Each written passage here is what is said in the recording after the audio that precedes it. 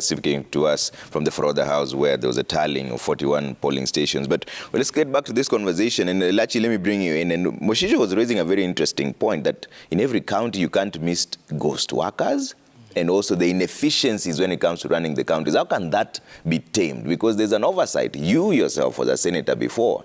Then there's this discovery. Even in Kiambu as well, Kimani Wamatangi found a junkyard of vehicles that are broken down. Well, I think, first of all, thank you so much, and good morning to Kenyans, and especially to my people of Dagoretti North. And to say this, that one of the things that we can't run away from is that when you look at how the national government runs itself, I think it went to a replica of the county governments. So what the county governments should do is to look over way, and I think some of the ministries have done that in government, where you work together with the companies and you lease so that you don't spend a lot of money. But these companies take care of the cars and everything, the way the police are doing and all that. And maybe you will also safeguard yourself in terms of your own resources. So it's something they need to look at, because as you come in, don't forget the counties did not just start, very few counties started on a very, very a level where they were able to do their own frameworks. But most counties inherited, let's say, especially the town counties, Kajiado and others, they inherited what they used to have in their old county councils that were there. And so you had staff already who were there.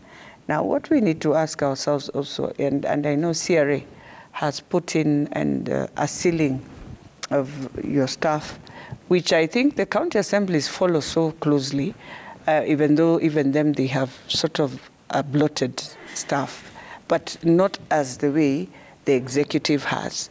And so what the executive should do also, we have now, I know by October, you are working with the national government, they need to have now complied that all your staff must be on Greece, which is a platform that is now digitized. You'll be able now to know. And from there, it's easy even to know when you use the application, it helps you to know the day you retire. It doesn't even, it's the same way in national government nowadays. When your retirement is about 2 years to your retirement, it sends you a message to alert you. And from there on, your day of retirement, it just closes. Yeah. And I think all county governments, if they go on that, they'll safeguard themselves from this thing of ghost workers. And the other thing is that after 10 years, and you come in, you see, I believe my deputy governor is in a better platform, because for them, they found the county with another administration. They took over. They have done a few things. It is for them now to come in this last term of theirs. You don't need to fear anyone. I don't know why, when I'm a governor finishing my 10 years, I will do things the right way so that I leave my county in a better way. I don't need to fear. It's my last term. So I'm hoping those who are now going to push for their second term are not going to look at things and feel you have a political statement you have to always give your workers. It's just run the county professional. But there are also those who... The ones who are now coming in, trust me, they are going to play the politics because they want to survive in it. They want to do all this. But in Nairobi, as I've always said, and I know my governor will find it, as he moves on, it's very unique, very unique. And you have to ask yourself, first of all, with the revenue, if you are not careful, you will be saying good things, but you don't have the revenue to deliver these good things. Okay. And now that we have a lot of inflation and crisis, and people lost jobs during COVID, there's a lot. So you have to ask yourself and come up with a framework post-COVID. I know many people are jobless. I know this. How do I run, and where do I get new streams of revenue that can support my county? But there are those who also claim, your former docket as senators, you're the ones who failed the counties in terms of oversight. I will say that. I will agree. But it's not really failing. I would want to tell the Senate, which I've always said after I became Speaker, and I know Speaker will talk about it, is that it's like you're hands off on this county. You come in when things are, you only wait the report of the Controller of Budget, then now you start now reading. I wish you have a senator when we are starting the process at that level where you have public participation, where you have now the governor looking at every ward and doing public participation in terms of their budgets, that when the senator comes in, he's able to come, even in his own constituency, because he has a constituency where he comes from, and just do that public participation to understand, so that when you are moving, and then take the CIDP that the county assemblies have gone through and done public participation, prioritized the projects that need to be done. Yeah. Look at them and ask yourself, as the senator of this county, will my county have the resources to do this? And if not, what is best? Who are we partnering with? No. But if you become the senator only to check what the governor is doing after, then you have no responsibility to come and claim that you understand how your county, you don't understand how the county is moving. If you don't even do one day a visit and even walk in the hospital, when you're hearing the governor cry that we don't have medical, we don't have this, he might be saying that it is genuine. It's not that he doesn't want to put this facility to have drugs or anything. It is genuine that they don't have those resources. Okay. And the last thing the senator should now start doing with the national government is to follow up. Money should not be staying so long in the national government. If money was meant for County X, let it be disbursed by the Controller of Budget, by Treasury, by Central Bank at the right time. So that counties also do not find themselves in all this. But the last thing I need to tell counties, they should also now be very careful with these things of pending bills. It's not right. I think what they need to do is to come up with also a framework where you work with national government. If national government has been holding your money, just send this thing, a whole booklet to them and say, these are our pending bills. And we want to have an agreement. You pay for us our pending bills. You can either be deducting these amounts to repay back what we have taken, but it has to be a consultation in terms of working. Okay, we'll talk about the pending bills shortly, but let me bring in Kagusha on this. Kagusha, how can these inefficiencies be dealt with? Because there are, Moshisho is raising interesting points that it is true. Maybe there are some vehicles that are broken down, but that doesn't mean you fire the driver because the vehicle is broken down. How can these inefficiencies be dealt with in the county level, having been a speaker yourself? Yeah, well, first of all, I would want to say that if indeed the governor of Kisii did a head count in an audit and found that there were excess drivers than what in the payroll than what there is on the ground, that definitely would be fraudulent. And I would want to point out that the governor says that those people should come and sit down and have a talk. And even though their sins are as red, as, what did he say? Blood. As blood, they will be as white as snow after talking. They will return what is remaining, and then he will forgive them, but not forget. Definitely the governor may not have that power, because once people have taken anything that belongs to the public or public resources, then they will have to follow the due process to ensure that they return in full amount, not just what is remaining.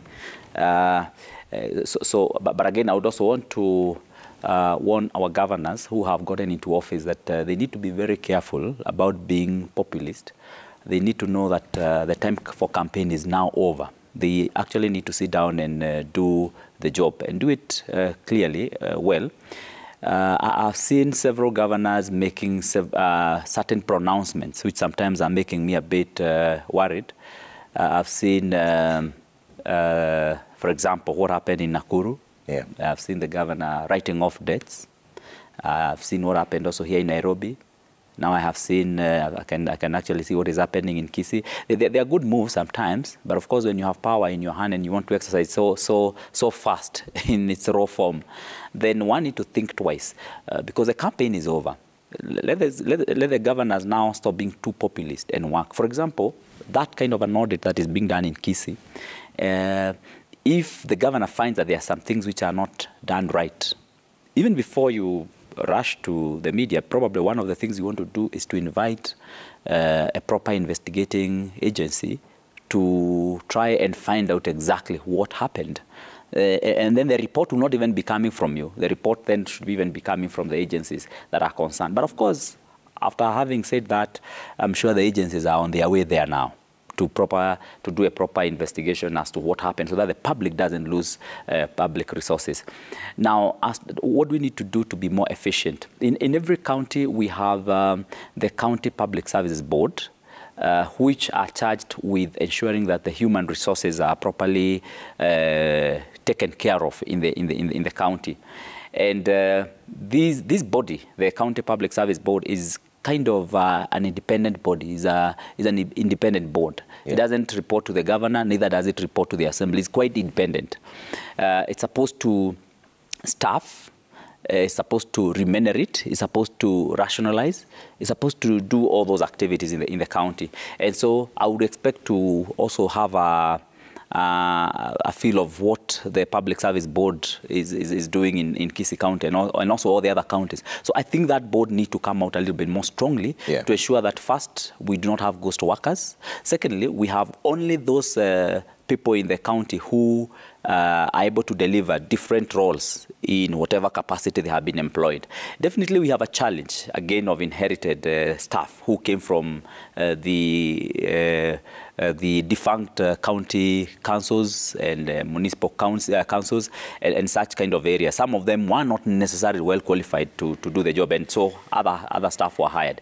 But now it's high time that these public service boards looked for resources from the executive and the county assemblies to rationalize. Yeah. And then, like we had pointed out, I think last week in the show, to try and see how they can be able to maybe, in a very good way, exit some of the staff who may have, who may not be very useful in terms of activities that are being carried out. But again, that need to be optional. They need to be given that option to retire early and get some payment for that.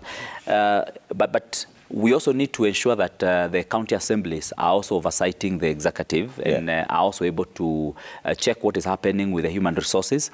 We have the committee in the county assemblies that deals with the county public service, and that committee would be very useful in ensuring that they are following up on some of those areas. I don't think there will be any problem if a county assembly committee would actually ask for that kind of a report from the CEC in charge of public service, so that they know exactly who is doing what in the county. Yeah, but again, we need to look at it in totality. Okay. We need to look at the efficiency in the county government, not only from the human resources perspective, but also in terms of how we are handling the assets of the county. Look, for example, what the Deputy Governor Mshisho says about the garages where we have many vehicles that are not well repaired. We need to look at it. As a county government, do we need to outsource the garage facility, or do we need to have our own mechanics who repairs our own vehicles? Yeah. So all those things are things that the counties will need to look at. I would also want to point out that the county assemblies also need to be strengthened by giving them full financial autonomy, so that and budgetary autonomy, so that the county assemblies stop over-relying so much on the county governors and the county government, because as we talk now, all the county bodies, including the assembly and even the public service board, all of them rely on the county treasury. Now, the county treasury is under the governor, is under the CEC, who is under the governor in the county government, and so that means sometimes that can be a bit hindering to these other organs of the county government. Okay. For example, the county assembly, which may want to be very harsh on the governor in terms of oversight, sometimes the governors may slow down the release of their funds when they need them and they require them. And so we need to amend the PFM Act so that it allows the county assemblies to have their own treasuries, kind of sub-treasuries, where then they don't have to over-rely on the county governors. And I think that is that amendment has been in the offing for so long. In fact, it was passed by the Senate at some point.